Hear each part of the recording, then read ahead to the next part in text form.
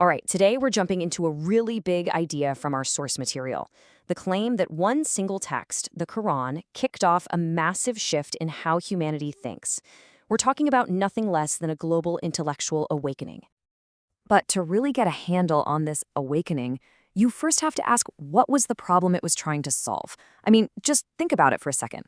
What happens to a society, to the whole world, when truth gets buried under layers and layers of, well, lies?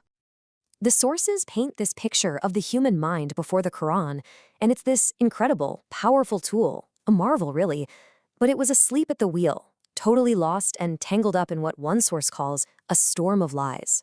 All that amazing potential was just trapped, with no clear path back to reality.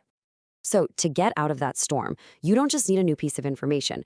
You need a complete reboot of the whole system, a total reorientation of the mind.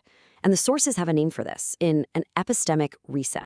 The analogy used for this is, well, it's powerful. It was like humanity was waking up from a collective coma. You know, totally disoriented, having to ask the most fundamental questions you can imagine. Where am I? Who am I? What's going on? It was a call to basically start over from square one.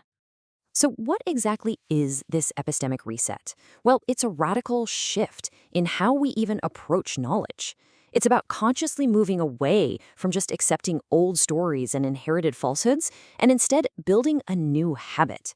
A habit of questioning, of using reason, of verifying things, of building a foundation for knowledge that's actually connected to evidence and reality. And you can really break this reset process down into three big steps. First, you anchor the very idea of truth in one absolute, unchanging source: God. Second, you start to challenge all the flawed rulers and false authorities that people were using to measure what's real. And third, and this is the big one, you ignite the engine of human curiosity. You get people to actively go out and seek knowledge. Now, this whole reset didn't just happen overnight for everybody. According to the sources, it all started with one profound, deeply personal transformation. This was the first awakening. The Quran itself gives you a clue about how intense this was. It describes its own message as a heavy word. Think about that. This wasn't some light, easy-to-digest piece of advice. It had immense weight, a massive responsibility, and it had the power to change everything. That kind of tells you just how much preparation was needed to even receive it. So this first awakening was an internal one, happening inside Prophet Muhammad himself. He went from being a seeker meditating alone in a cave to becoming the receiver of this incredibly heavy message. And that process? It took unbelievable spiritual discipline, immense moral stamina. It gave him a brand new lens of clarity that was absolutely essential for the global mission that was about to begin. And this brings us to a really important distinction. You've got two phases here. The first awakening was individual. It was all about the reception of the message. But the second awakening, that was for everyone. It was a collective call for all of humanity to actively investigate that same message. The first was the spark, the second was the fire.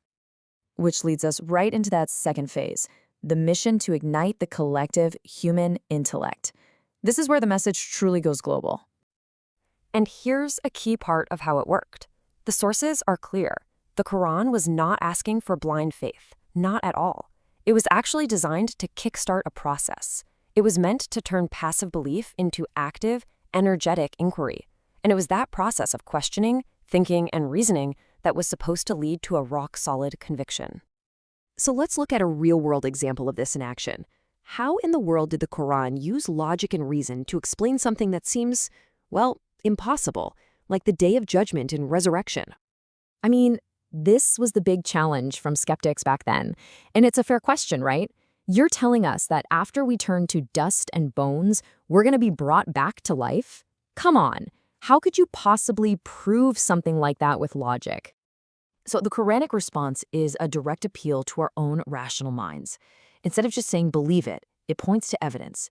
It asks a question.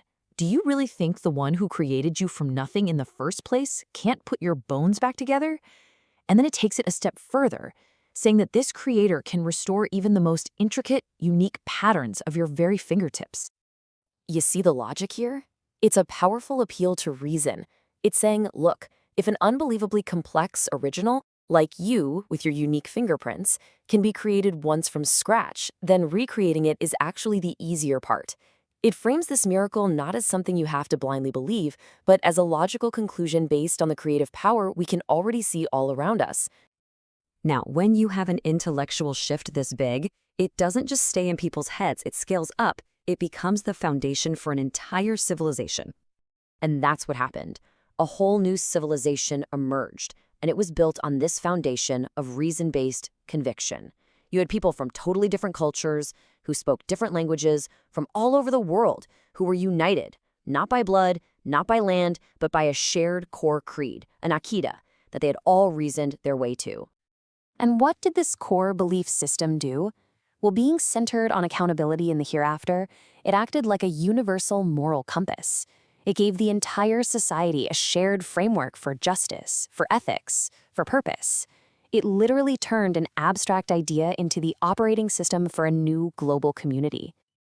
And that really just leaves us with one final and I think pretty powerful question to think about. If, as our source material claims, this text was truly designed to spark a rational intellectual awakening for all of humanity, then what questions should we, right here in our modern world, be asking of it today?